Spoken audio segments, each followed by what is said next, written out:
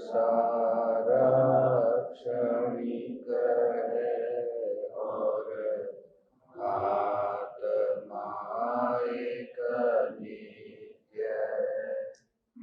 आत्मा का अनुभव बस एकमात्र नित्य है।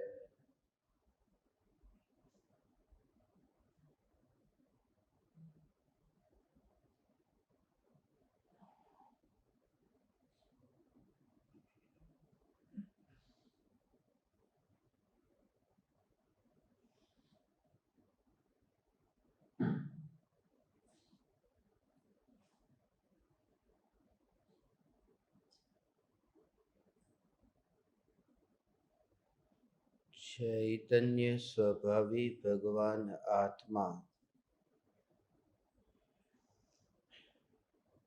अनादि अनंत शुद्ध चैतन्य मात्र है। ज्ञान मात्र है।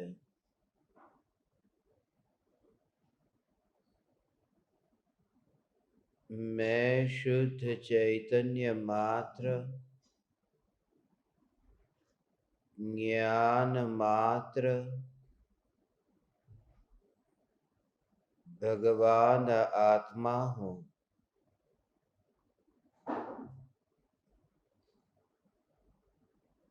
त्रिकाल शुद्ध चैतन्य परमात्मा हूँ।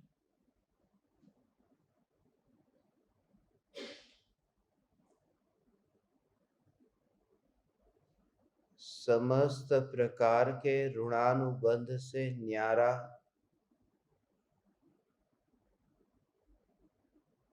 ऐसा अनुपम चैतन्य परमात्मा हूँ।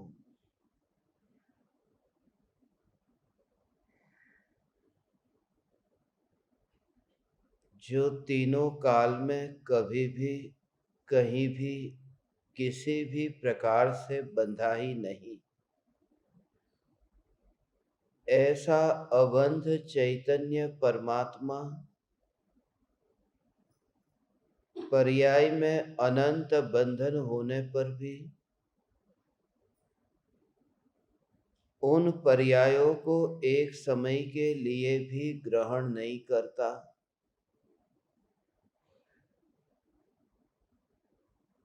जिसने परिणामों को ग्रहण नहीं किया, जो परिणामों का त्याग नहीं करता, ऐसा जो तत्व है, यह चैतन्य तत्व ही मैं हूँ।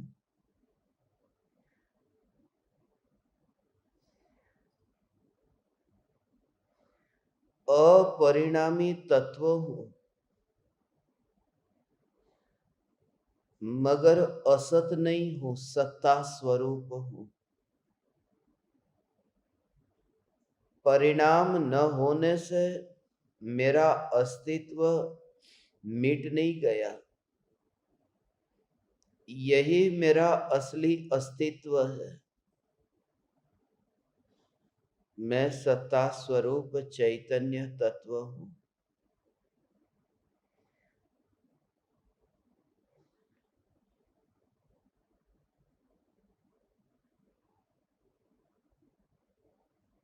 कर्मों का बंध कर्म की अपनी योग्यता से होता है। उस बंध को करने के लिए मैं नहीं गया। कर्म का बंध करने के लिए विभाव भी नहीं चाहता, तो न्यायिक भाव कैसे जाएगा? न्यायिक भाव तो बहुत दूर है। विकारी भाव भी कर्मों को बांधता नहीं है। विकारी भाव भी अपने भाव रूप विकार के भाव रूप ही परिणमित होता है। 8 कर्म की किसी भी प्रकृतियों को भाव बांधता नहीं।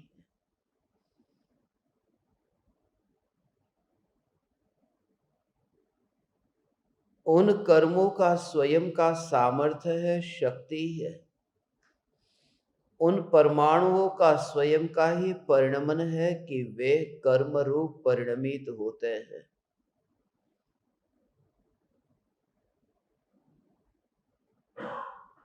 यदि भाव उस कर्म को बांधता, भाव उन परमाणुओं का कर्ता बनता,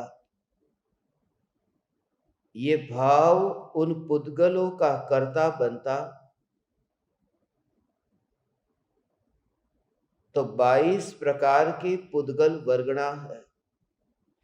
उन 22 प्रकार की पुद्गल वर्गणाओं में 5 वर्गणा मुख्य है।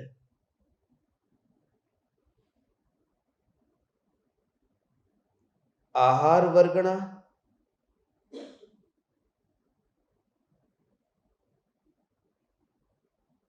तेजस वर्गणा,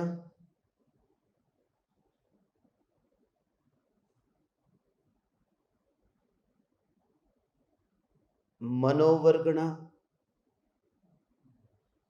भाषा वर्गणा और कार्माण वर्गणा। ये जो कार्माण वर्गणा है, ये 22 वर्गणाओं में 5 जो मुख्य है उनमें से एक है।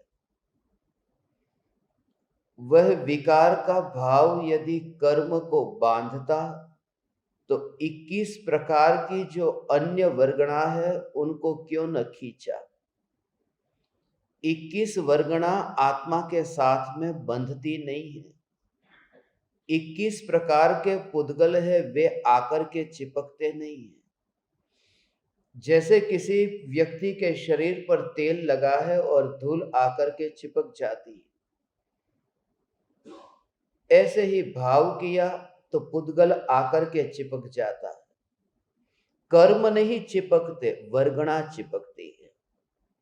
कर्म का बंध नहीं होता, वर्गणा आकर के बंधती है। जब बंधती है तब कर्म नाम पाती है। कार्माण वर्गणा ये रॉ मटेरियल है और कर्म प्रोडक्ट है। कार्माण वर्गणा कर्म रूप जब परिणमित होती है तब उसमें ऐसी शक्ति है, वह स्वयं की शक्ति से बंधती है। जैसे मेजबान के भाव से मेहमान घर पर आए हैं, मगर मेहमान को मेजबान ने खींच करके बुलाया नहीं है। मेहमान अपने पैर से, अपनी शक्ति से घर तक आए हैं। वह जो आमंत्रण है, निमंत्रण है, वह सिर्फ निमित्त है, मगर आना मेहमान का स्वयं के कारण हुआ है। और जब भाव उन कर्मों को भी खींचता नहीं है, जो विकार का भाव भी कर्म को खींचता नहीं है, तो जिसने आमंत्रण भी नहीं दिया वो कर्म का कर्ता कैसे बने। इसलिए जितने भी कर्म आत्मा में आए हैं, बंधे हैं, उदय में आते हैं और ये रिश्ते बनते हैं, बिगड़ते हैं, इन सब में ध्रुव चैतन्य सत्ता पर दृष्टि होने से, न्यायक भाव पर दृष्टि होने से ज्ञानी सदा काल उदासीन रहता है। उदासीन माने निराश नहीं रहता, ज्ञानी ऊर्ध्व रहता है। उदासीन अर्थात ऊंचे आसन पर जो विराजमान है, उत आसीन, ऊंचे आसन पर जो विराजमान है। और इस जगत में सबसे ऊंचा आसन कोई हो तो चैतन्य का सिंहासन है, चैतन्य का मयूरासन है, चैतन्य का ही एकमात्र आसन है जहां अनंत काल तक बैठा जा सकता है। तो ज्ञानी उन कर्म के उदय के काल में उदासीन रहता है। उदय उदय का कार्य करता है, मगर उसमें हस्तक्षेप करने नहीं चाहते। एक समय के लिए भी वो फेरफार करने का भाव नहीं आता। एक समय के लिए भी यह भाव नहीं आता कि उपयोग यदि स्वरूप में समा गया तो जगत का क्या होगा, क्योंकि अनंत सिद्ध परमात्मा उसका प्रमाण है। जो सिद्ध परमात्मा कभी संसारी थे, यह मानते थे कि यह जगत मुझसे चलता है, आज वे पूर्ण निर्विकल्प होकर लोकाग्र शिखर पर विराजमान हैं, फिर भी यह जगत सुव्यवस्थित चल रहा है। तो अनंत जीवों के विकल्प के ठहरने से ये दुनिया न रुकी, तो मेरे विकल्प के ठहर जाने से दुनिया कैसे रुकेगी।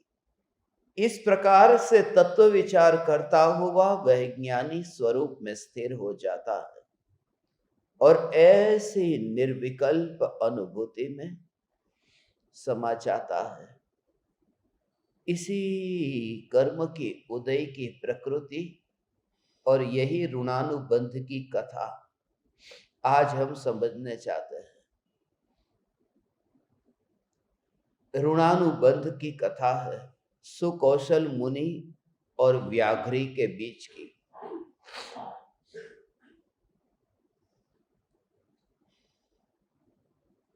हम रोज एक एक कहानी यहां समझते हैं। कहानी सिर्फ बहाना है।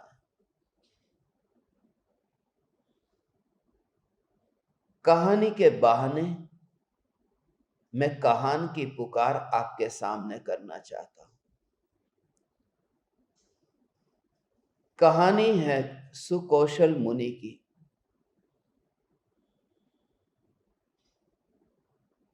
अयोध्या की कहानी है। प्रजापाल नाम का राजा था।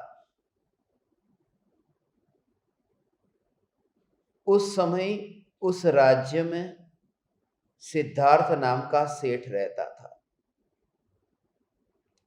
सेठ की जाहो जलाली ऐश्वर्य बहुत था, स्त्रियां भी बहुत थी। 32 स्त्रियां थी उनकी। पहले के जमाने में जैसे हम सुनते हैं हजारों रानियां होती। यदि एक स्त्री 2 पुरुष को रखे तो पाप है, और एक पुरुष हजारों स्त्रियों को रखे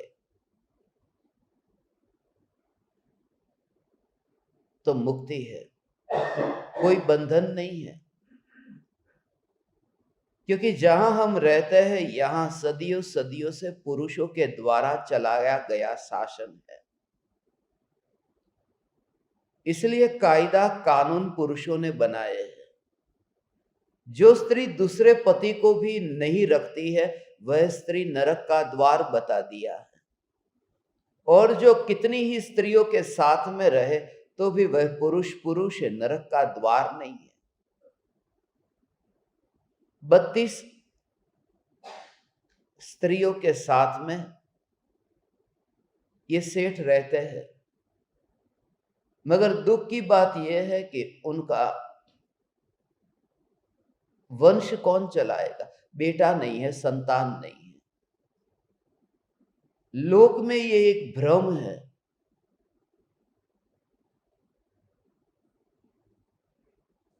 कि संतान तो होनी चाहिए। 32 में से किसी भी पत्नी को बच्चे की उत्पत्ति नहीं हो रही, और इसी बात का सिद्धार्थ को भी दुख है। मगर उनको इतना दुख नहीं है जितना स्त्रियों को दुख है। बच्चे के बिना स्त्री बांझ कहलाती है, हीन कहलाती है। और मैंने तो बचपन में ये सुना है,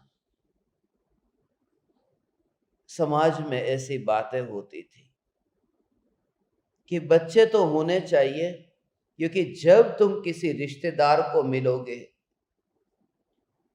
किसी अनजान से मिलोगे, तो जब तुम उनसे पहली बार मिलोगे तो कोई भी व्यक्ति सामने वाला ये न पूछेगा तुम्हारी तिजोरी में कितने रुपये हैं, वो ये पूछेगा कितने बाल बच्चे हैं। और उस समय तुम्हारे पास जवाब नहीं होगा, वो शर्माने जैसा है। लोग रुपये नहीं पूछते हैं, बच्चे पूछते हैं। इसलिए बिना बच्चे का स्त्री का उन 32 की 32 स्त्रियों को हीनता का एहसास होता था।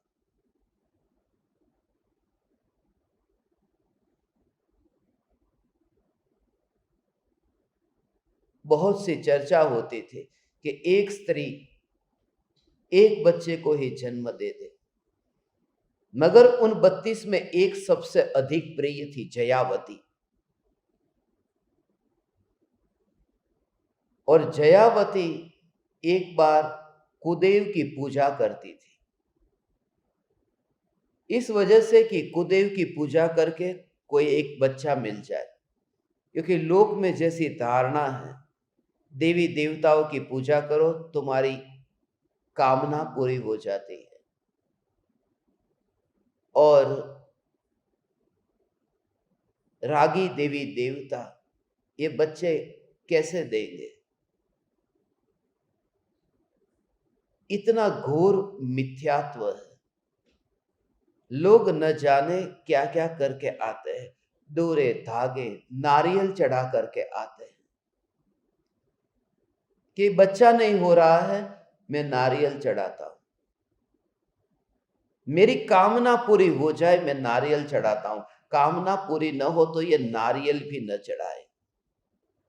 मुझे तो वह भक्ति सुनता हूं तो बहुत आश्चर्य होता है। गुजराती में आती है ये प्रार्थना कहो, आरती कहो। पावली लईने हूं तो पावागढ़ गई थी,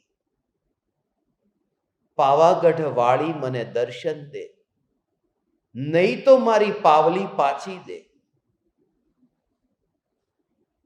यदि दर्शन नहीं देना है तो वापस लौट आओ। मगर सौदा है ये, यदि बेटा पैदा हुआ तो मैं नारियल चढ़ाऊंगा। जो नारियल चढ़ाने से बेटा पैदा होगा वो नारियल जैसा ही होगा। मगर जयावती ये करती थी। जब इंसान सब जगह से थका हारा होता है तो कहीं ना कहीं से रास्ता खोजता है। एक मुनिराज ने उसे देख लिया, मुनिराज ने उसे समझाया कि ये क्या कर रही है। बोले संतान चाहिए।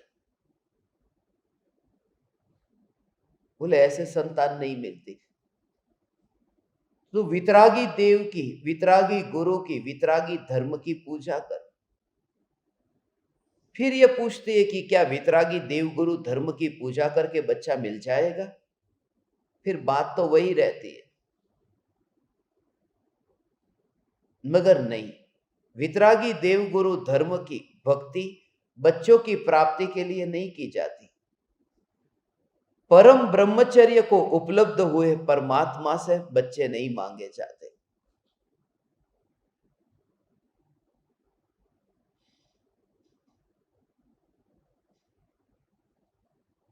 एक वीडियो YouTube पर है, मैं और नोनी बहुत बार देखते थे।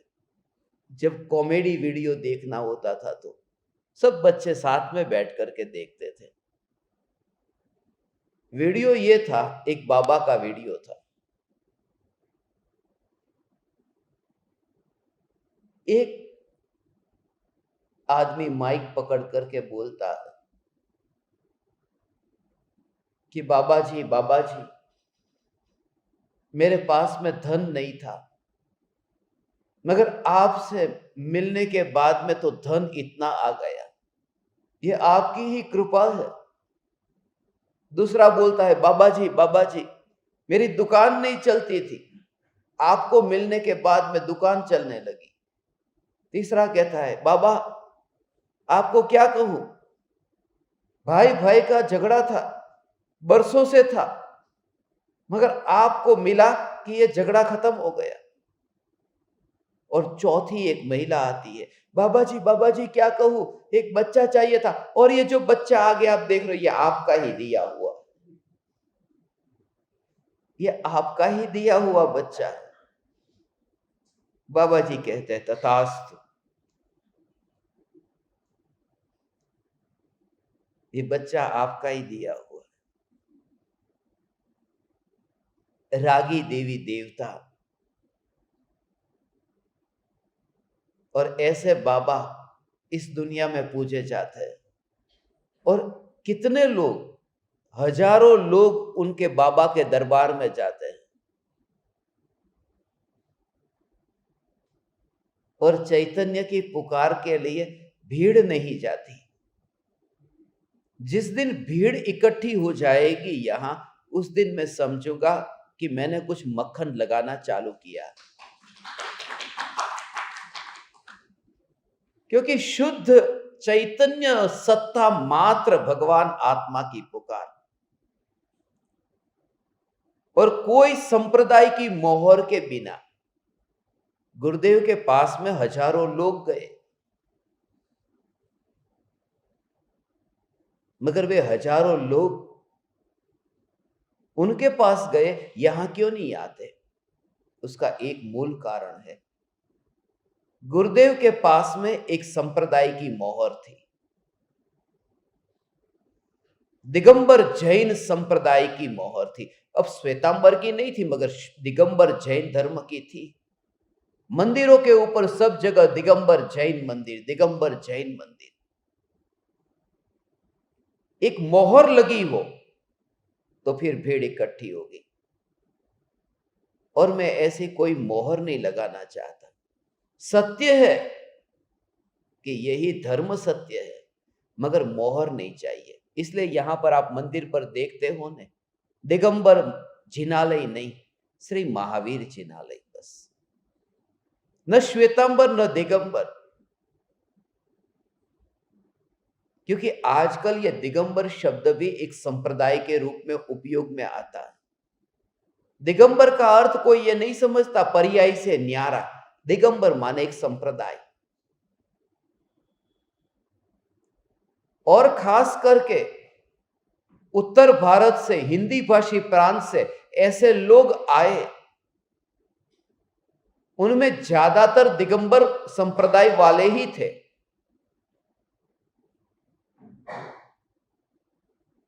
और मैं ये बताना नहीं चाहता था, मगर अब बता दूं, ऐसे बड़े विद्वान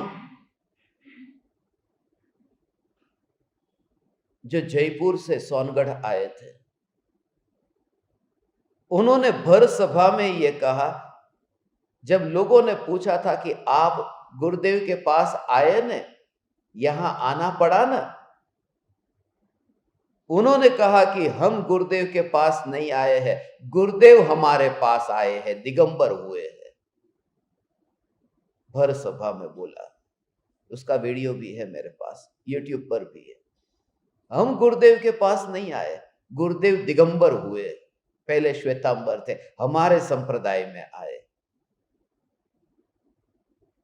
ये जो संप्रदाय जो है, एक बार ये मोहर लगे ने, तो फिर कोई भी मोहर हो,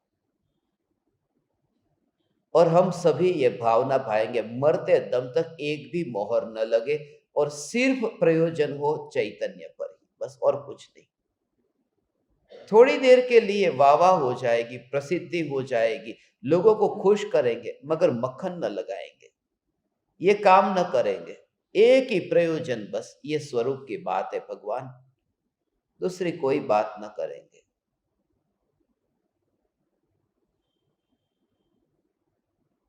ऐसा ही हुआ कि वितरागी देव गुरु धर्म की भक्ति जयावती ने चालू कर दी, और कहा था कि 7 साल के भीतर भीतर बच्चा होगा, और हो गया। तब तो और दृढ़ता आ जाती है कि वितरागी परमात्मा की जय हो। जैसा कहा ऐसा ही हो जाए तो और दृढ़ता आ जाती है। एक आध बार यदि कोई कहे कि नींबू मिर्ची दरवाजे पर लटकाओ।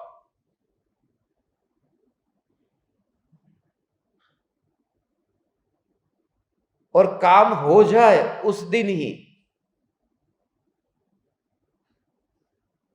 तो लगता है कि अब अगली बार भी कोई अच्छा काम करवाना हो तो यही करना चाहिए। मगर एक आदमी बहुत मानता था, नींबू मिर्ची लटकाने से कुछ भला होता है, रोज लेता। मैं उसके घर पर ठहरा था। उसने कहा मेरा सब काम होता। मैंने उसको कहा नींबू मिर्ची लटकाने से काम होता तो जिससे तूने खरीदा ये नींबू मिर्ची पूरे साइकिल के ऊपर लटका के रखा है और कितने सालों से वो बेच रहा है, मजदूरी कर रहा है। नींबू मिर्ची लटकाने से तेरा भला हो जाएगा। मगर मान्यता ये ऐसी हो गई कि बस बेटा हुआ, उस बेटे का नाम सुकौशल रखा। ये सुकौशल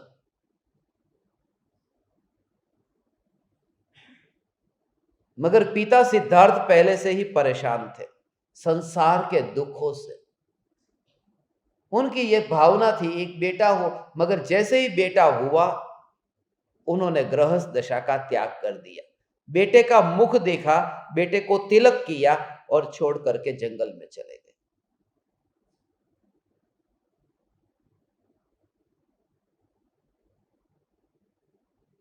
मगर पत्नी को बहुत गुस्सा है। जिस दिन का इंतजार था, आनंद की घड़ी आई, एक आया तो एक चला गया। बहुत गुस्सा आया, मगर क्या करे, वैरागी को कोई रोक नहीं सकता। सुख बड़ा हुआ, मां के साथ में था, महल पर था। उस जमाने में धाई मां होती थी, नकली मां जो ध्यान रखती बच्चे का। धाई मां होती है ना, वो थी। ये भी एक मां थी, और भी रानियां थी। जब सुख बड़ा हुआ, उसकी शादी हुई, उसकी भी 32 रानियां थी, 32 स्त्रियां थी। जब महल पर वे थे तब महल से उन्होंने पूरा नगर का दृश्य देख रहे थे और उसमें उनको एक दूर से एक दृश्य दिखाई दिया। सुख को एक मुनि आ रहे हैं। वो मुनि के दर्शन, क्योंकि इतना तेज था उन पर, उन्होंने अपनी मां से पूछा कि ये जो सामने से आ रहे वो कौन है। मां तो पहचान गई थी कि ये वही है जो तुझे छोड़कर चला गया था बचपन में ही। मां ने कहा छोड़, वो भिखारी है कोई, उसको काहे को देखता है, चल आजा।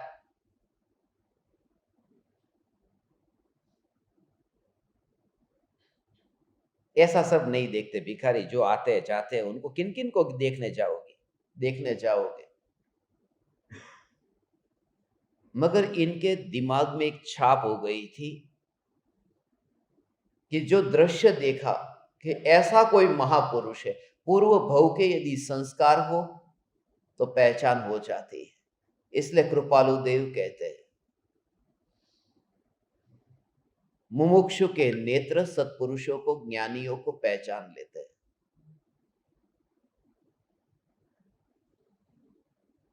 मां ने तो कह दिया आजा। उस समय रसोईया आया, उसने कहा कि चलो खाने के लिए, भोजन का समय हो गया। कहते हैं कि भोजन नहीं करना, पहले मैं जानना चाहता हूं वे कौन थे। मगर जो धाई थी उसने कहा कि तू झूठ काहे को बोलती है, जयावती को, उसकी मां को क्यों बोलती, बता देना।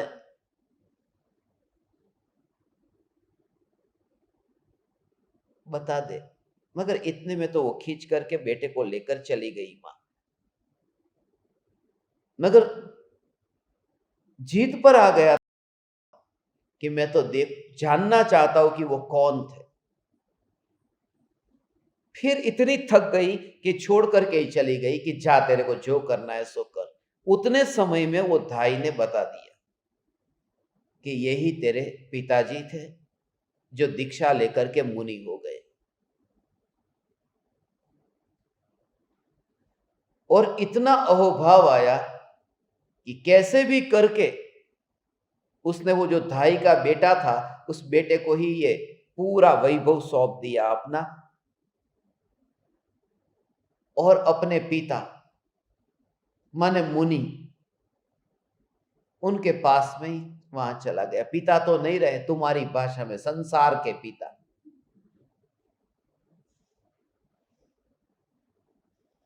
चले गए और दीक्षा ले ली। अब पिता पुत्र ये दोनों मुनि वन जंगल में आत्म साधना करते हैं। यहां मां तड़पती तड़पती बेटे के विरह में आर्त ध्यान करती मर जाती है। और मरकर के अगले भव में व्याघ्री होती है। व्याघ्री माने वाघण। वाघ होता है ना, वाघ की मादा व्याघ्री होती है।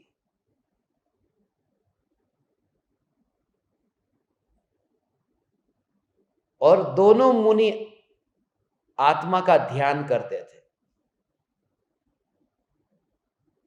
उस समय ये व्याघ्री उन्होंने देख लिया इन्हें। वे नीचे उतर रहे थे ध्यान करके कि देखा पहाड़ पर थे और उधर ही दोनों को खा ली।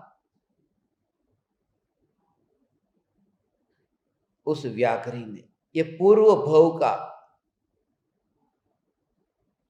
जो भाव था दोनों के प्रति, द्वेष का भाव, ऑटोमेटिक प्रकृति ने व्यवस्था कर दी। मगर पति के प्रति तो द्वेष ही था, पुत्र के प्रति द्वेष नहीं था, नाराजगी थी कि ये मानता ही नहीं है मेरी बात को। जब शरीर खा लिया मगर कुछ बाकी रह गया था, वो हाथ बाकी रह गया था। वो हाथ को देखा कि उस व्याघ्री को पूर्व भव का स्मरण हुआ कि पूर्व भव में मैं जहां पर सेठानी थी वहां मेरा एक बेटा था, उसका जो हाथ था वो हाथ तो यही है।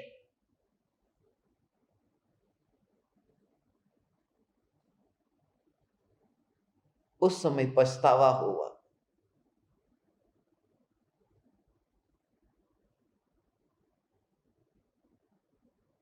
उस व्याघ्री ने इस पश्चाताप के फलस्वरूप व्रत धारण किए। व्रत धारण करके वह स्वर्ग में गई। वे दोनों मुनि तो स्वर्ग में पहले से ही चले गए थे जब खा गई व्याघ्री। जब कोई मारने के लिए आता है, स्वर्ग में चली गई, ठीक चली गई व्याघ्री, मर करके स्वर्ग में चली गई। वो बोले नहीं,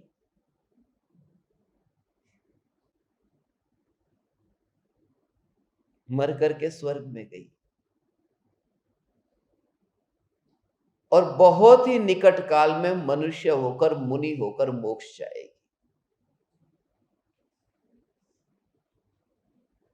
परिणामों की विचित्रता यह है। ये सब कहानी मैंने यहां जो शास्त्रों में लिखी है उसमें से पढ़ करके, लोग मुझसे कहते हैं आप तो पढ़ पढ़ करके कहानी सुनाते हो। पढ़ी हुई कहानी है ये। आज दोपहर में पढ़ रहा था, पढ़ करके सुनाते हो कहानी। मैं पढ़ करके सुनाता हूं, तुझे कौन से केवल ज्ञान में जानने में आई थी? तूने भी तो कहीं पढ़ी ही थी। और दूसरी बात कि ये कथा कहानियों के जो नाम हैं, उन नामों को मैं अपनी खोपड़ी में भरता नहीं हूं। बहुत कुछ काम का है जो भरने जैसा, इसलिए इन सब नामों को तो सामने लिख करके रखता हूं और बोल देता हूं।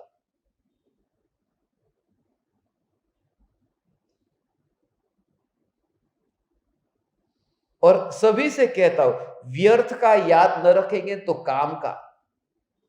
घर में कोई अच्छी चीज क्यों नहीं आती, कभी विचार करना। क्योंकि ऐसी फालतू की चीजें घर में इतनी भरी पड़ी होती है कि वो घर में से निकले तो कुछ अच्छा आए न, इतना भर के रखा है।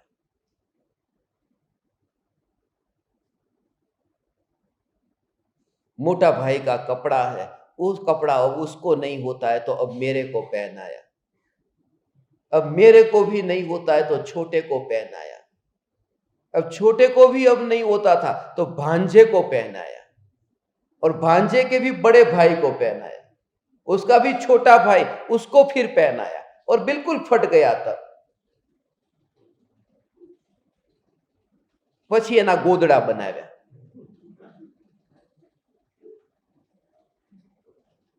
और वो गोदड़ी जो है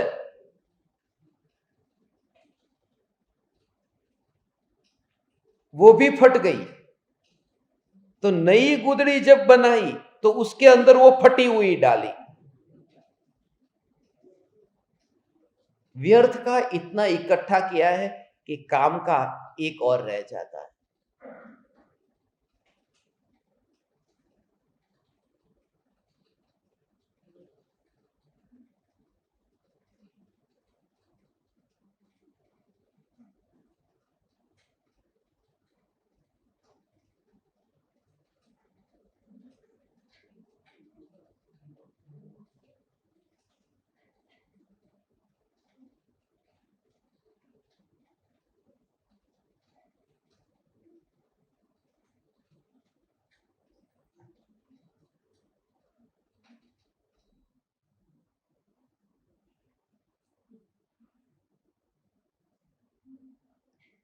इसलिए व्यर्थ के विकल्प को यदि लेकर बैठे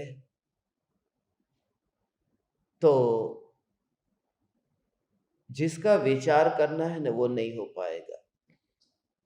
दूसरी एक बात यह है कि कलुषित परिणाम को लेकर के यदि चिंतन करने बैठे तो भी वो जो स्वरूप की स्पर्शना होनी चाहिए वो नहीं हो पाती। अंदर ही अंदर विकल्प खाते रहते हैं, सास के साथ में, बहू के साथ में।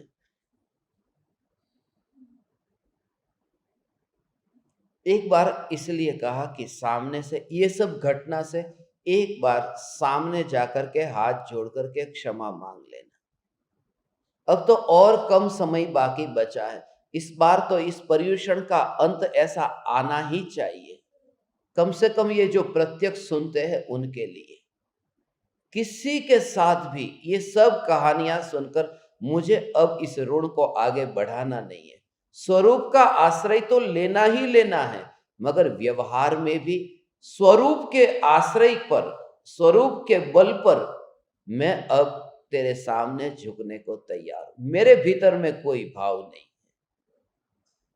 सामने वाले के भीतर में जो भी भाव हो सो हो। मैं अपनी ओर से सब भावों से अब मुक्त हुआ। और उस समय फिर जो चैतन्य का चिंतन करोगे एक अलग अनुभव होगा, क्योंकि जो दिमाग में बोझ इतना भर के रखा था ने, वो अहंकार पिघल गया। अब उस मार्ग में अब अंदर जा सकते हैं। अब वो जो झाले थी वो झाले अब कट गई, अब प्रवेश दरवाजे पर हो सकता है। थोड़ी तकलीफ होगी आपको, मगर सदगुरु की वाणी को एक बल जान करके कर देना। इतना दृढ़ निश्चय करना, केवल ज्ञान तो जब पाऊंगा तब पाऊंगा, केवल ज्ञान तो जब पाऊंगा तब पाऊंगा। अभी यहां से ही इस भूमिका में इतना तो शुरुआत करूं यहां से तो शुरुआत करूं।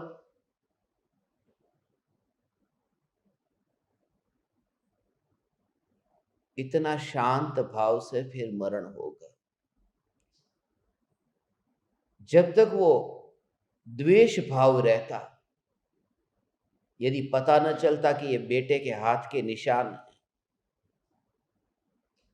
तो कैसे मांस खाने के परिणामों के साथ ही वह मरती, वो व्याघ्री। मगर वो पता चला और एहसास हुआ, बस भाव पलट गए, परिणाम पलट गए, गति पलट गई। भले ही वो क्रमबद्ध में सुनिश्चित था, कुछ पलटा नहीं है, मगर ये समझने के लिए कि ऐसे बुरे परिणामों से हम यहां से विदा नहीं होंगे। किसी भी जीव के साथ में उस परिणाम में देखा ने कि मेरा पति ऐसा था, मुझे छोड़कर चला गया। मेरा पति नहीं चला गया, जो पुण्य था बस वो पुण्य चला गया, और वह मैंने बांधा था उतना ही बांधा था, बस चला गया।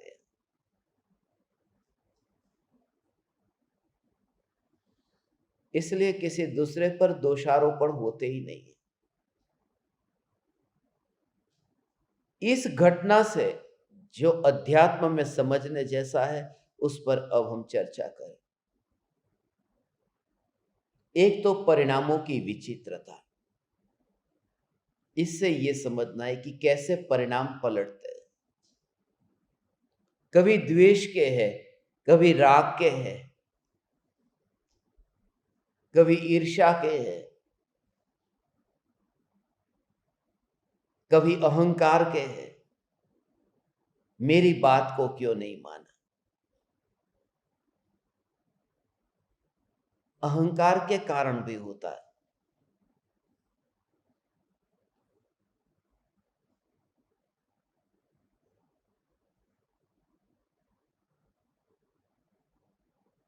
₹2000 की नोट अभी थोड़े दिन पहले बंद हो गई थी।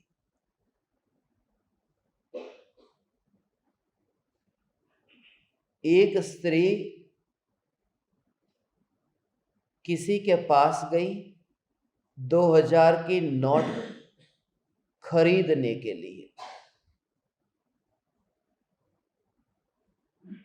ये सब होने के बाद में सामने वाली ने कहा कि ये नोट बंद हो गई है, तू इसे खरीदने क्यों आई?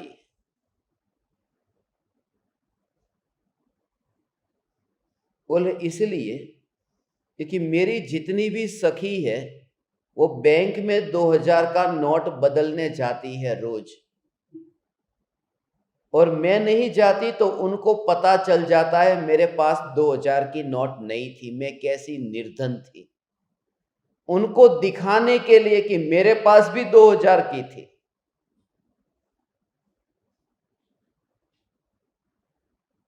देखा देखी नो दुख।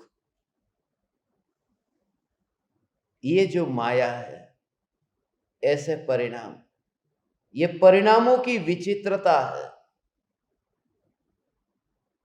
और यदि मैं गहराई से कहूं, अभी एक बात स्मरण में आ रही है। परिणामों की विचित्रता, कोई जीव निगोद में है और निगोद से परिभ्रमण करता हुआ, भटकता हुआ वह बाहर निकलता है। कोई जीव गृहस्थ अवस्था में अभी मुनि है।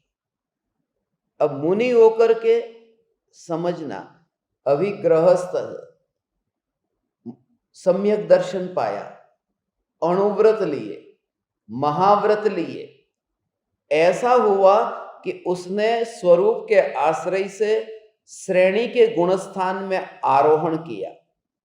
8वां, 9वां, 10वां और 11वां, ये गुणस्थान में 11वें गुणस्थान पर पहुंचा। कैसा उत्कृष्ट परिणाम कि 11वें गुणस्थान तक पहुंचा और वहां से गिरा पहले में। सीधा नहीं, क्रम से, क्योंकि क्रम नियम है ये। 11 से 10 में ही आएगा, 10 से 9 में, 9 से 8 में, 8 से 7वें के सातिशय अप्रमत्त में, फिर स्वस्थान अप्रमत्त में, और फिर छठे में, फिर छठे 7वें में झूलेगा, फिर नीचे गिरे। ये पूरा क्रम ऐसा है, मगर छठे तक तो आएगा ही आएगा, ऐसे 11 से नीचे गिर के। और फिर इतना ही नहीं, फिर छठे से भी नीचे गिरा तो पहले में गया, और पहले में भी नहीं, पहले में भी वो निगोद में गया, और अनंत काल तक भटकता रहा। उसमें भी अनंत काल है, अर्धपुद्गल परावर्तन काल भी बहुत लंबा काल है। वैसे सम्यक दर्शन के बाद में तो अर्धपुद्गल परावर्तन काल में मोक्ष होता है। तो वो 11वें गुणस्थान के परिणाम कैसे थे, और सीधा ही फिर निगोद में वहां से। और दूसरा जो जीव है वो निगोद में से बाहर निकला, जो भरत चक्रवर्ती के पुत्र, वो गोबर के अंदर वो कीड़े हुए थे, और फिर वहां से मरे भरत चक्रवर्ती के हाथी के पैर के नीचे, और वहां से मर करके भरत चक्रवर्ती के वहां पुत्र के रूप में जन्मे, और जन्म से ही बोले नहीं, गूंगे। वो निगोद में नहीं बोलने के संस्कार थे ना, एक इंद्रिय थी, एक इंद्रिय पर्यायी थी, तो वाणी नहीं थी, वचन नहीं था, मन नहीं था, खाली काया थी।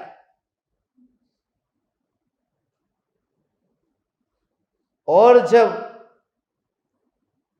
वहां से बाहर निकले, तो जब वाणी निकली तो यही क्या निकली थी वाणी, जिनेश्वरी दीक्षा। पहला वचन ये निकला, अनादिकाल से वचन ही नहीं निकला था, निगोद में थे न। और जब अनादिकाल में पहला वाक्य निकला तो जिनेश्वरी दीक्षा, और दीक्षा ली, केवल ज्ञान पाया और मोक्ष गए। स्वर्ग में नहीं गए, माने देव गति न मिली और नरक गति भी न मिली, दो में से कोई गति में गए ही नहीं। देव गति और नरक गति होती है, ये केवल ज्ञान की पर्याय में जाना, क्योंकि निगोद में थे, निगोद माने तिर्यंच गति, और वहां से बाहर निकले तो कीड़े में, वो भी तिर्यंच गति, और वहां से मनुष्य हुए और मोक्ष में गए। तो उनके परिणाम देखो कि निगोद से मोक्ष, तो कोई निगोद से लेकर के इतने से काल में मोक्ष चला जाता है, कोई 11वें गुणस्थान से नीचे गिर करके अनंत काल निगोद में चला जाता है। ये परिणामों की विचित्रता है, कैसे ये परिणाम पलटते हैं उसका कोई ठिकाना ही नहीं रहता। ये सब जान करके आश्चर्य नहीं होता, क्योंकि परिणाम मेरा स्वरूप ही नहीं है। बस यहां से ही कहा, ये मेरी बात नहीं है, क्योंकि मैं विचित्र हूं। कोई तो मैं कहे या आज ना मानस विचित्र है, तो केवू लागे, मैं विचित्र दिखता हूं, कोई अपमान लगता है। और अनंत ज्ञानियों ने कहा कि परिणाम विचित्र होते हैं, देखो परिणामों की विचित्रता। तो जो इतने विचित्र है वो मैं नहीं हूं।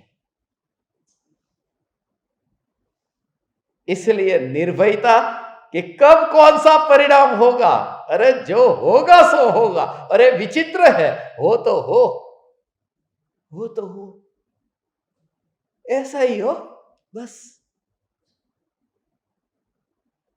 किसी ने कहा वो जो भाई साहब है ना, उनकी लड़की है, बहुत विचित्र है।